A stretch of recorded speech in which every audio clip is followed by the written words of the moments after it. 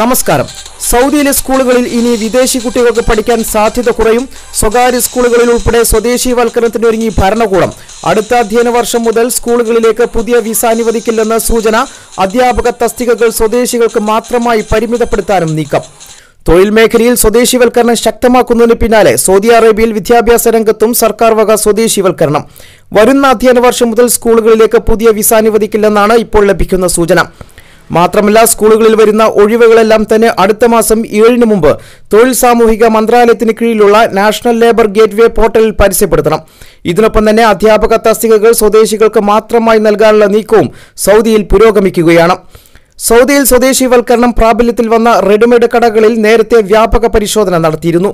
2000-ലധികം വരുന്ന സ്ഥാപനങ്ങളിലാണ് പരിശോധന നടത്തിയതെന്ന് തൊഴിൽ മന്ത്രാലയം അറിയിച്ചു. സ്വദേശീവൽക്കരണം പ്രാബല്യത്തിൽ വന്ന റെഡിമെയ്ഡ് കടകൾ, കുക്കറി കടകൾ എന്നിവിടങ്ങളിലാണ് തൊഴിൽ മന്ത്രാലയം പരിശോധന നടത്തിയത്. 2111 റെയ്ഡുകളിൽ 207 നിയമലംഘകർക്കെതിരെ നിയമ നടപടി സ്വീകരിച്ചു. 449 സ്ഥാപനങ്ങൾക്ക് മുന്നറിയിപ്പ് നോട്ടീസ് നൽകി. 1586 സ്ഥാപനങ്ങൾ സ്വദേശികൾക്ക് നിയമനം നൽകി. നിയമ നടപടി സ്വീകരിച്ചവയിൽ 178 എണ്ണം സ്വദേശികൾക്ക് പകരം വിദേശികളെ നിയമിച്ച കുറ്റത്തിനാണ്.